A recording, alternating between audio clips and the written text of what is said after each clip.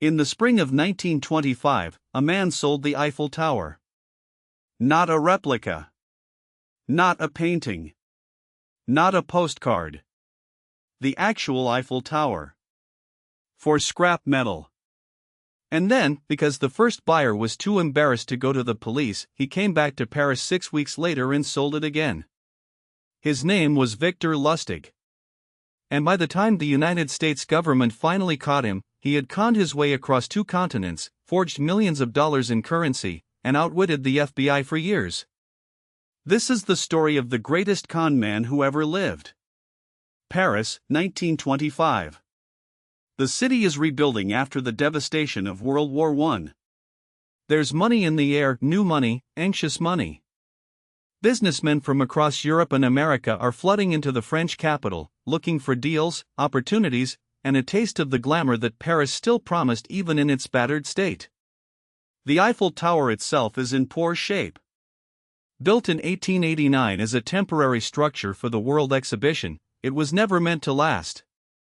By 1925, Parisian newspapers are openly discussing whether the tower has become an eyesore, a rusting embarrassment in the heart of the city. The cost of maintaining it is enormous. Rumors swirl that the city may finally tear it down and sell the iron for scrap. Into this environment walks a man traveling under the name Robert Miller. He is impeccably dressed. He speaks with an aristocratic air. He carries himself with the quiet authority of someone who does not need to impress anyone because everyone already knows how important he is. He checks into the Hôtel de Crillon, one of the most exclusive hotels in Paris, and begins making phone calls. Robert Miller, it seems, is a senior official in the French Ministry of Posts and Telegraphs. And he has a very sensitive proposition for a select group of Paris's most successful scrap metal dealers. Lustig sent official-looking letters on convincing government stationery to 5 of the most prominent scrap metal dealers in Paris. The letters were discreet. Confidential. The matter was delicate and could not be discussed publicly. Each man received an invitation to a private meeting at the Hôtel de Crillon. The 5 dealers arrived separately, each believing they were one of a small, privileged group. They were escorted to a private dining room. Lustig entered wearing a government overcoat, accompanied by a fake secretary taking notes. He laid out the situation gravely. The Eiffel Tower, he explained, had become a financial burden the French government could no longer sustain. The maintenance costs were astronomical. Public opinion was turning against the structure. The decision had been made at the highest levels: the tower would be dismantled, and the 7,000 tons of iron would be sold for scrap. This was, he stressed, extremely sensitive information. A public announcement would cause outrage. The government needed to move quietly, quickly, and discreetly. Which was why they had approached private businessmen rather than going through official channels. The scrap value? Enormous. The opportunity? Once in a lifetime. He invited each man to submit a confidential bid. Now, pause here for a moment. Because you might be thinking, wouldn't these businessmen be suspicious? Wouldn't they verify the story? Here's what Lustig understood about human psychology that most people never learn. The larger the lie, the easier it is to believe. These men were successful, intelligent businessmen. But they were also human. And humans, when presented with an extraordinary opportunity backed by apparent authority and social proof, do not think clearly. The hotel. The stationery. The other credible-looking men in the room. The air of secrecy. The government overcoat. Every detail reinforced the story. There was also something else Lustig did brilliantly: he chose his mark. One of the 5 dealers, a man named André Poisson, was newer to Paris's business scene. He was wealthy but slightly insecure, eager to prove himself among the established elite. Lustig spotted this immediately. Over the following days, he paid particular attention to Poisson. Arranged private meetings. Made him feel special. Chosen. Lustig even did something counterintuitive, something that sealed the deal. He let Poisson catch him asking for a bribe.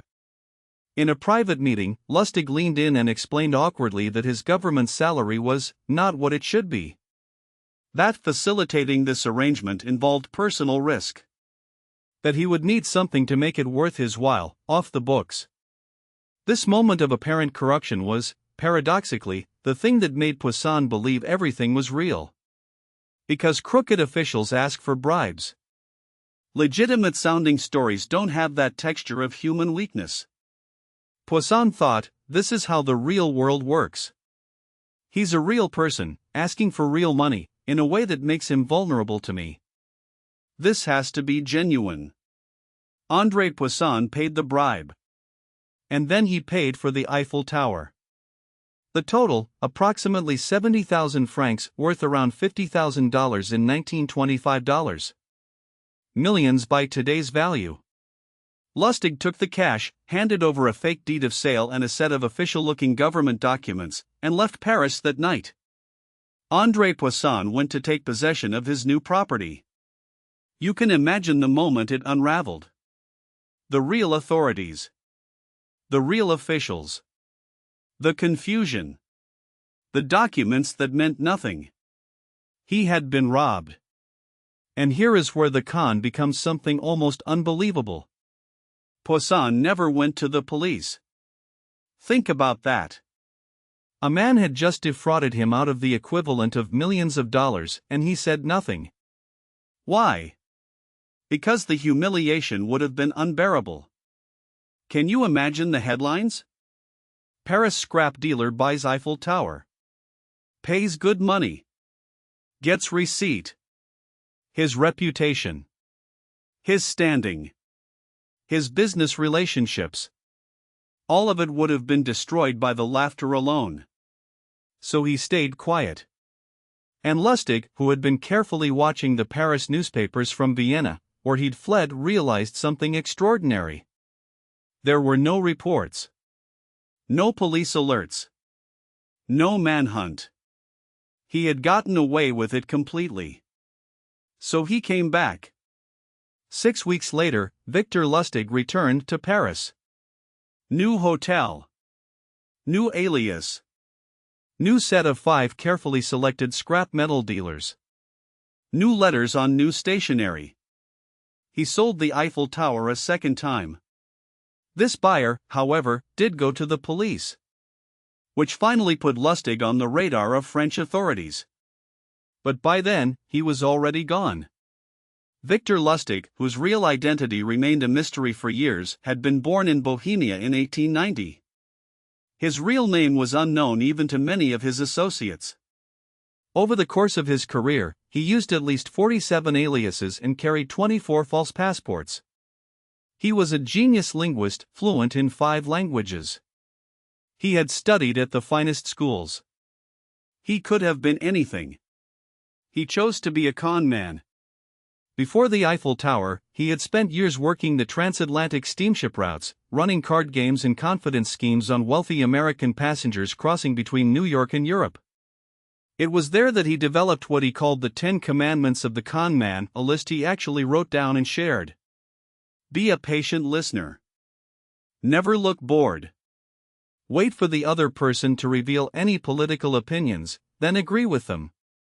Let the other person reveal religious views, then have the same ones. Hint at sex talk but never follow through unless the other person insists.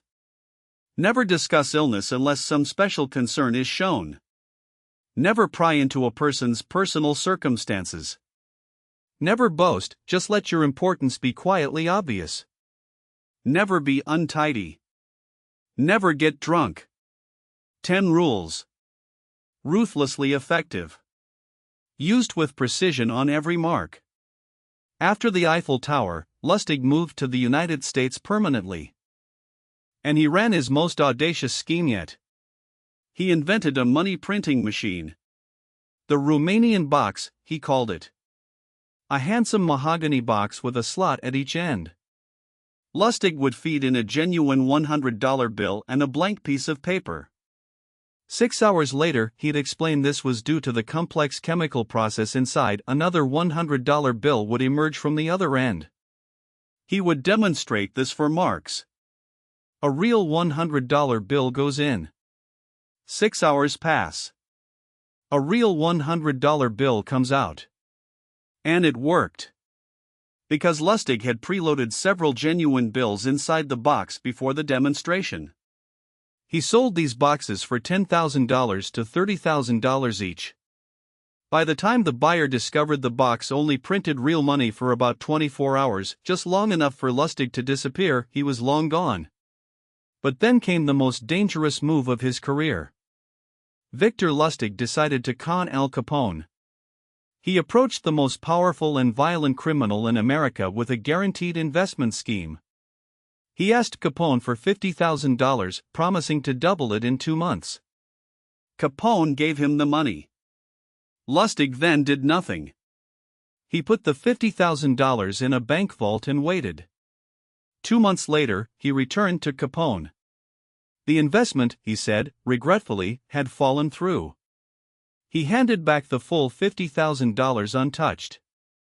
Capone, impressed by the man's apparent honesty, gave Lustig $5,000 as a reward for returning his money intact. Lustig had borrowed $50,000 from the most dangerous man in America, kept it safely, and walked away with $5,000 in profit. The con was, there was no con. And yet somehow that was the con.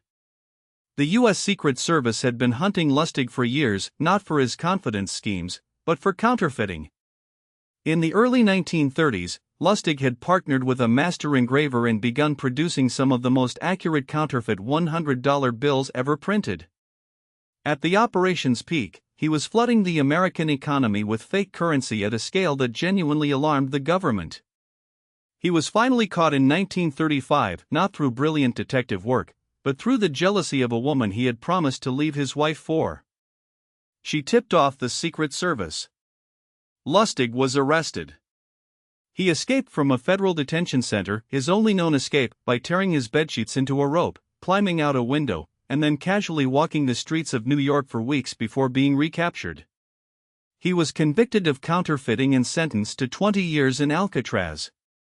He died there in 1947, of pneumonia. He was 57 years old. His death certificate listed his occupation as apprentice salesman.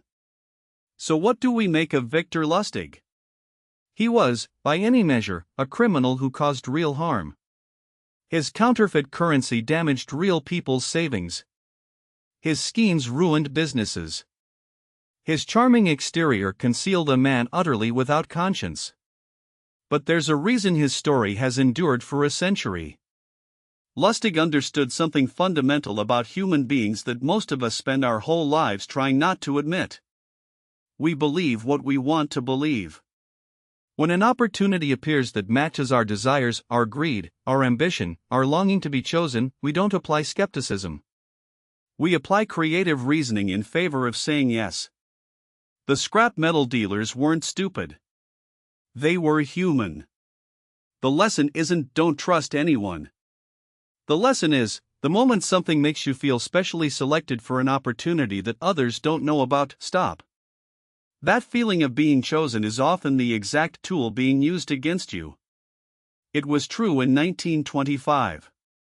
It is true right now. In fact, some of the most successful scams happening today use Lustig's exact same psychology, just over email and social media instead of hotel stationery. We'll cover those in a future episode. For now, if you've made it this far, you clearly love this stuff as much as I do. Subscribe. I post every Friday with a new case. And drop your theories in the comments, I read every single one. What do you think? Could you have spotted Victor Lustig's con in real time? Or would the Hotel de Crillon and the government overcoat have been enough for you? See you next Friday.